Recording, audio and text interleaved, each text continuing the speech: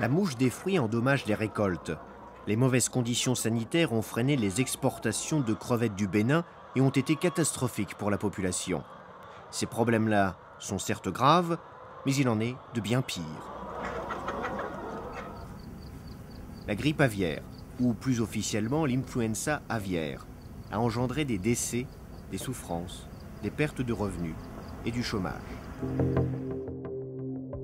L'épidémie actuelle a commencé en 2003. Ce fut un désastre humain et une catastrophe économique.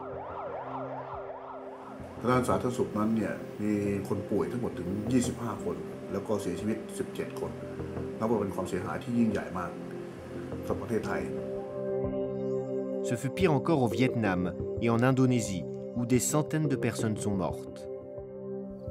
Courant 2005, on comptait plus de 300 millions d'oiseaux et de volailles morts ou abattus dans l'Asie du Sud-Est. La Banque mondiale a calculé que le secteur avicole de la région avait perdu plus de 10 milliards de dollars américains. Le Vietnam a été l'un des pays les plus affectés. Des millions de ménages, parmi les plus pauvres, vivaient de la volaille. Des familles, comme celle de Hang Van Long, étaient tributaires de la vente de canards et d'œufs pour subvenir à leurs besoins et couvrir leurs frais scolaires et de santé.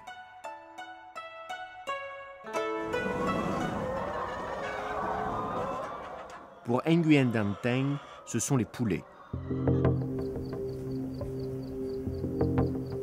Les marchands de poulets, les usines de nourriture animale et les élevages ont également souffert. Les pouvoirs publics et les partenaires internationaux ont réagi rapidement. Plus de 2 milliards de dollars ont été investis, la plupart lors de la conférence de Pékin, pour aider les pays à lutter contre la grippe aviaire. Cela a aidé le Vietnam à s'attaquer à ce problème. Now we had good capacity. We had already established the animal health veterinary system from national to provincial, district, and even the commune.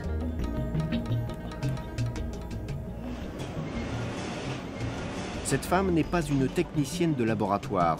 Elle est ouvrière dans un autre pays en développement, la Thaïlande.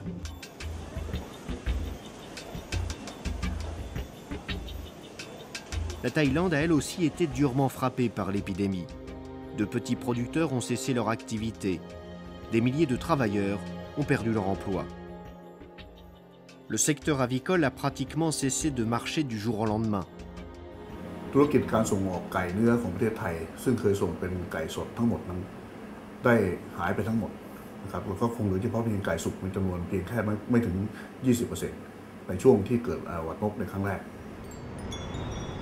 It's a huge impact. It's almost damage and destroy all the industry. In totally, I would say that it costs about $2 billion that damage our industry by the influenza. Dans le monde, le nombre d'interdictions de commerce est monté en flèche. And we took immediate measures to ensure that there was no risk to European consumers. For example, we banned imports of fresh poultry meat and live poultry because there is scientific evidence of risk in those cases. But conversely, for cooked poultry meat products, we allowed trade to continue. Qui décide de ce qui est sans danger? Ce sont les pouvoirs publics, mais ils doivent s'appuyer sur la science ou sur des normes internationales. Par exemple, même lors d'une épidémie majeure, seuls certains produits sont infectieux, et ce sont les seuls qu'il faudrait interdire. Pour une maladie telle que la grippe aviaire, les normes les plus importantes sont celles qui sont établies par l'Organisation mondiale de la santé animale, connue sous le nom d'OIE. Nous avons aussi modifié les normes qui existaient déjà. Si un produit issu de volaille est correctement traité, de façon à tuer le virus qui peut être en lui, eh bien, il peut également aller sur le marché mondial. Les entreprises thaïlandaises ont évité la ruine en se conformant aux normes internationales. Elles ont augmenté la production de poulets cuits. Les exportations ont repris.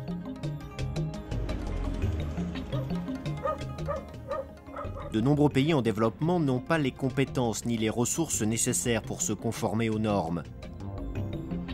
Les pouvoirs publics ne renonceront jamais à leur droit de protéger la santé de leur population et de leur bétail, et de préserver leur culture.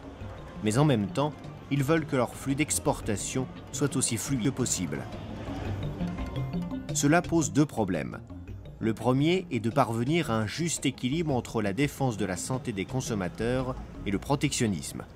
Le deuxième, qui concerne les pays pauvres, tient à ce qu'il est très difficile de se conformer aux normes internationales. Une partie de la réponse se trouve à Genève. Dans l'accord sur les mesures sanitaires phytosanitaires de l'Organisation mondiale du commerce, les pays ont décidé de trouver un équilibre entre les droits, ou on pourrait dire l'obligation du gouvernement d'assurer la protection de la santé humaine et animale et des plantes, avec l'intérêt d'éviter des restrictions qui ne sont pas nécessaires au commerce international. Et c'est ici que les pays discutent de ces sujets. Le comité de l'OMC en charge des mesures sanitaires et phytosanitaires.